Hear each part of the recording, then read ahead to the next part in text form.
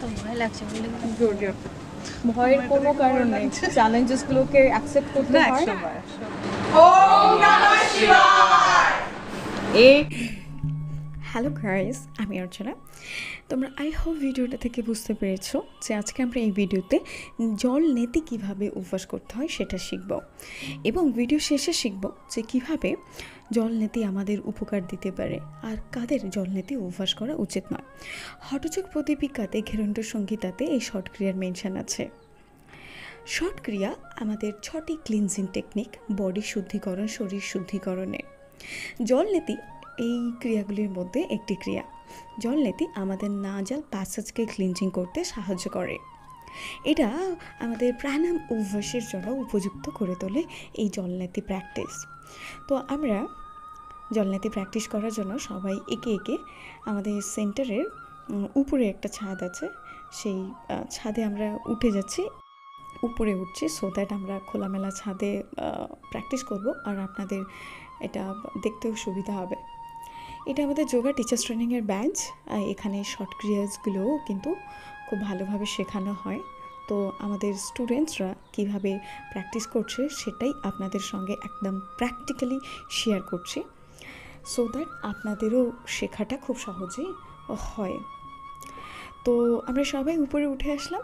এবার আমরা first step করব কি, এই যে পটটা আপনি দেখতে পাচ্ছেন এই পটটার নাম নেতি পট। এটার মাধ্যমে আমরা জল নেতিটা অভ্যাস করব। এই নেতি পটটাকে প্রথমে আমরা ভালো করে ধুয়ে নেব হাইজিনটাকে মেনটেন করার জন্য। আমরা একটু গরম জলে ওয়াশ করে নেব। আমাদের যখন নেতি পট ওয়াশ করে রেডি হয়ে গেল, এবার আমরা শুরু করব, আমরা জল নেব। আমরা এই নেতি পটে যখন জলটা নেব, আমরা জল দু রকম জল নিতে পারি। এক তো সিম্পল স্বচ্ছ ওয়াটার, কলের জল আমরা নিতে পারি।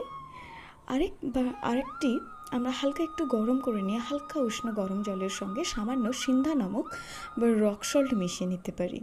নিয়েও আমরা এই নেতি ক্রিয়াটি আমরা অভ্যাস করতে পারি।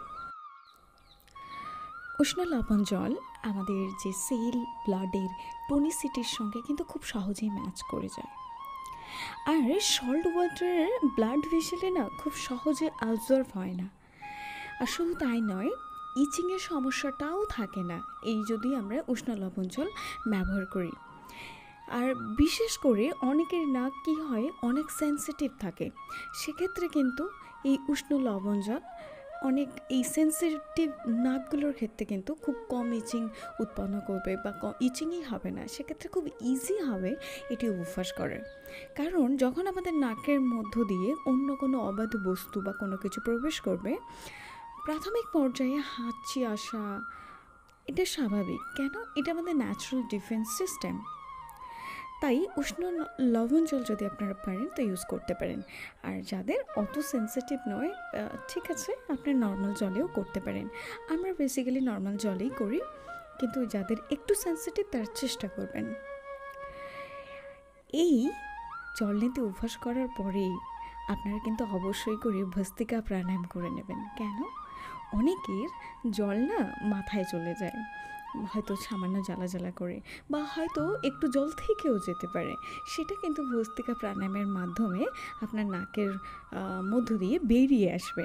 তখন খুব আপনি লাইট ফিল করবেন, হালকা ফিল করবেন। এই যে প্র্যাকটিসগুলো আপনারা যখন করবেন, অবশ্যই করে এই জল যে পরিমাণটা ঢালবেন সেই সময় কিন্তু মন বিচারকে সংযত রাখবেন আর ফুললি কনসেন্ট্রেট হয়েই কিন্তু এই অভ্যাসগুলো করবেন। তাহলে দেখবেন আপনার এই প্র্যাকটিসের পরে অবশ্যই করে মেডিটেশনও করে নেবেন বা কোনো সুখাসনায় বসে আর নিজেদেরকে রিল্যাক্সড করে নেবেন। কিছুক্ষণ কারোর সঙ্গে কোনো কথা বলবেন না, চুপ থাকবেন। এবার চলে আসি পশ্চারে। আমাদের পশ্চারটা কী হবে এটা কিন্তু ধ্যান দিতে ভুলবেন না, কারণ পশ্চার কারেক্ট হলে আপনিও কারেক্ট পশ্চারটা পাবেন। আমি দুভাবে দেখাচ্ছি, দেখুন। এখানে কিছু এগুলো হলো রং পশ্চার। এই রং পশ্চারের কারণে কিন্তু জলগুলো অপর নাকের ছিদ্র দিয়ে ঠিক করে বেরোচ্ছে না। এটাও দেখুন যেমন একটা রং পশ্চার। এগুলো সবই কিন্তু রং পশ্চার। রং পশ্চার বলতে কি, ঘাড়, কাঁধের পজিশন, ঘাড়ের পজিশন ঠিকঠাক নেই, সামনে কতটা ঝুঁকতে হবে, কোন পজিশনে বডিকে রাখবো, কতটুকু আগিয়ে রাখবো, এটা ইম্পর্ট্যান্ট। তাই বডি পশ্চারটা কারেক্ট হলে খুব সহজেই জলটা নাকের অপর প্রান্তে দিয়ে বেরিয়ে আসবে। এবার দেখুন এই পশ্চারগুলো হলো রাইট পশ্চার। দেখুন এই রাইট পশ্চারের জন্য জলটা খুব সুন্দরভাবে এক নাকের ছিদ্র থেকে অপর নাকের ছিদ্র দিয়ে বেরিয়ে আসছে। আই হোপ এবার আপনাদের একটা ধারণা হয়েছে যে বডিটা ঠিক কোন পশ্চারে আপনার থাকবে, আপনার কোন পশ্চারটা রাইট এবং কোন পশ্চারটা রং। আই হোপ আপনার প্র্যাকটিক্যালি একটা আইডিয়া পেয়েছেন। এবার চলে আসে আমাদের এই জল নিতে কি কি আমাদের উপকার করতে সাহায্য করে। আমাদের উপর পোর্শনের, বডির উপর পোর্শনে যত রকমের রোগ রয়েছে, অর্থাৎ চোখ, মুখ, নাক, কান, গলার যত রকমের রোগ, সাথে অ্যালার্জি থেকে শুরু করে টনসিলাইটিস থেকে শুরু করে শ্বাসযন্ত্রের রোগও পর্যন্ত এই জল নেতির কারণে কিন্তু হিলিং হয়। যে সমস্ত রোগগুলো সাইকোসোম্যাটিক ডিসঅর্ডার, যেগুলো আমাদের মনোকায়িক রোগ, যেমন আমাদের মাইগ্রেন হিলিং করতেও সাহায্য করে এই জল নেতি। শুধু তাই নয়, ডাইজেশন ইমপ্রুভ করতেও সাহায্য করে এই জল নেতি। অবশ্যই করে কোল্ড অ্যান্ড কফের সমস্যা থাকলে এই জল নেতি করতে ভুলবেন না। আপনাদের যারা কফের কনজেশনগুলো হয়, নাকের ব্লকেজ হয়ে যায়, সবসময় একটা ঠান্ডা লাগার ধাত থাকে, অবশ্যই করে এই জল নেতি করবেন। বিশেষ করে ফিভারের সময় যখন আমাদের নাকগুলো কনজেশন হয়ে যায়, নাকের ব্লকেজ হয়ে যায়, আমরা দম নিতে পারি না, শ্বাস নিতে পারি না, সেই সময়ও কিন্তু এই অভ্যাসটাও খুব উপকারী একটা অভ্যাস। শুধু তাই নয়, আমাদের ব্রিদিং প্যাটার্নকেও কারেক্ট করে। এই জলনেতি প্র্যাকটিসের কারণে আমাদের নাজাল প্যাসেজ ক্লিনজিং হয়, আর তাই আমাদের ব্রিদিংটা মোর ডেপথ হয়। আর সেই কারণে আমাদের যে প্রাণায়াম অভ্যাসে আমরা বেশি করে বেনিফিট তখনই নিতে পারবো যখন তার আগে আমরা জলনেতি অভ্যাস করে প্রিপেয়ার করে নেব নিজেদেরকে।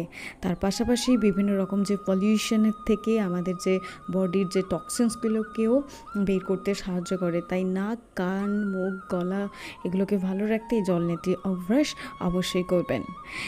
আপনাদের মধ্যে যাদের অবশ্যই করে রিসেন্ট কোনো সার্জারিজ হয়েছে আপার পোর্শনে, অথবা আপনাদের নাকে রক্ত পড়ার মতো কোনো সমস্যা রয়েছে, বা প্রচণ্ড পরিমাণে সেন্সিটিভ ইনফ্লামেশন হচ্ছে, অবশ্যই করে আপনারা করবেন না। আপনারা করতে পারেন, সেক্ষেত্রে আপনারা আগে যোগা টিচার এক্সপার্টে কনসালটেশন করিয়ে তারপর করবেন। যারা নতুন ফার্স্ট টাইম অভ্যাস করতে চাইছেন তারা অবশ্যই করে একজন যোগ্য গুরুর গাইডেন্সে বা তাকে সামনে রেখে এই ক্রিয়াটি অভ্যাস করবেন। কেন? কারণ আপনার প্রথম অভ্যাসে যদি কোনো মিস্টেকস হয়, কোনো ভুল হয়, তাহলে তিনি আপনাকে গাইড করে দিতে পারবেন। আই হোপ এই ভিডিওটা আপনাদের অনেক কাজে আসবে। Thank you so much for watching this video. I am very grateful to you everyone. আপনাদের সবার কাছে আমি কৃতজ্ঞতা জানাই। আপনারা সবাই সুস্থ থাকুন, ভালো থাকুন। ওম নমঃ শিবায়, ওম শান্তি। Thank you so much.